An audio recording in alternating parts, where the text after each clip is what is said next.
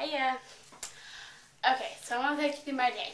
Okay, so today I woke up 20 minutes before I needed to leave the house, which is good because usually I leave 10 minutes before I leave the house because I have this theory that since I'm in college, no one cares how the heck I look at school. I'm just there to learn, so I don't really look very good at school ever.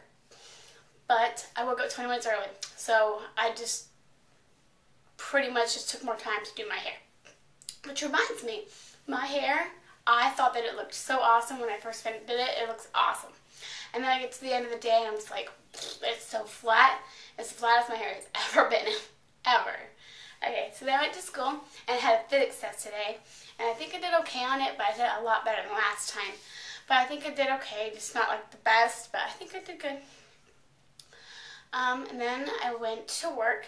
I went to work at 4 o'clock, and I ended up staying an hour after I was supposed to, but it was okay because my friend was there, and so I was staying until 11 anyway, so just another extra hour that I get paid for because, you know, who doesn't like to get paid?